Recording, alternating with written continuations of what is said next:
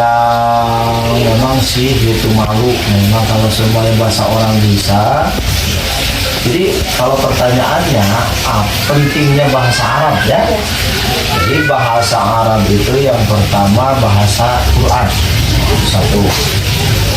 Yang kedua, bahasa yang akan digunakan di alam barzakh, di akhirat, dan di surga itu adalah bahasa Arab. Nah, bagaimana kalau orang di dunia ini nggak bisa bahasa Arab, nggak pernah belajar bahasa Arab, tapi kalau orang tersebut soleh dan soleha, Allah akan bisakan. Gitu. Jadi nanti di surga percakapan kita pakai bahasa apa? Bahasa Arab. Jadi bahasa surga sebetulnya bahasa Arab itu, wallahu a'lam.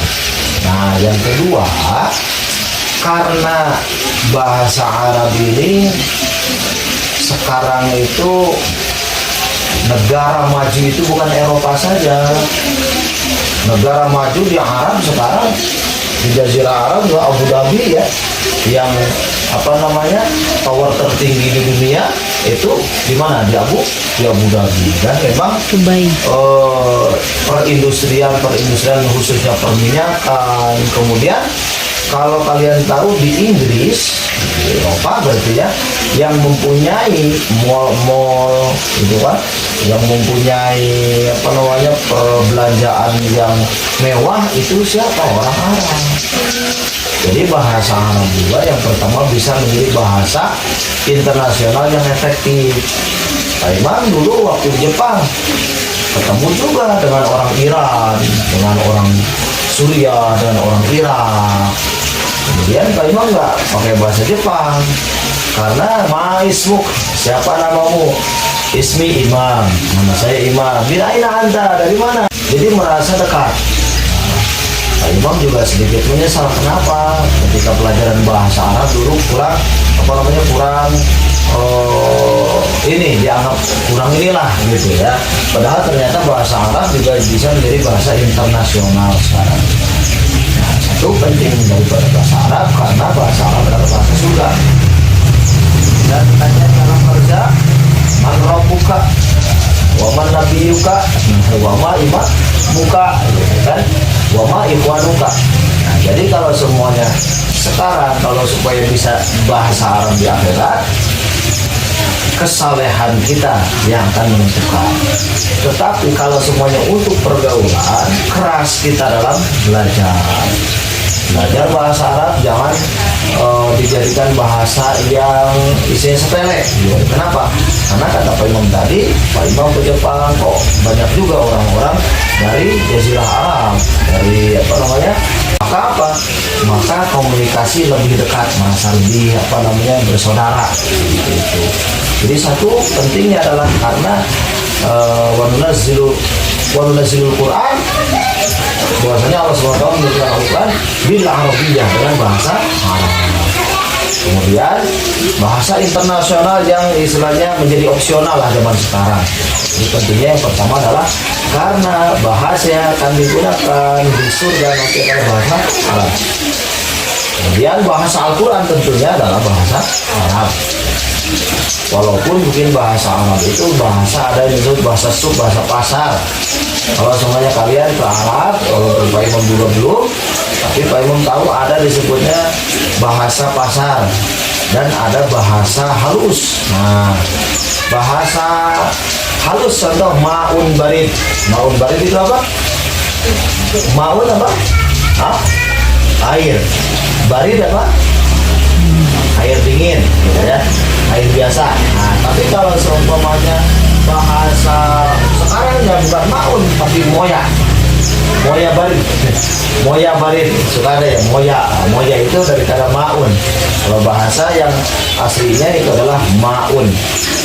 Jadi walaupun mungkin banyak istilahnya bahasa-bahasa Arab yang terjadi sekarang, ya bahasa Indonesia juga banyak pergeseran, tapi tetap bahasa-bahasa yang digunakan oleh para sahabat, kemudian Nabi SAW adalah bahasa yang paling baik.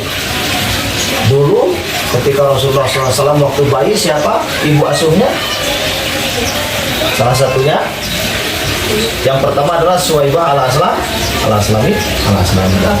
Kemudian ketika bayi, karena ada satu kebudayaan, satu tradisi Arab, pedalaman, bahasa orang-orang Badui disebutnya.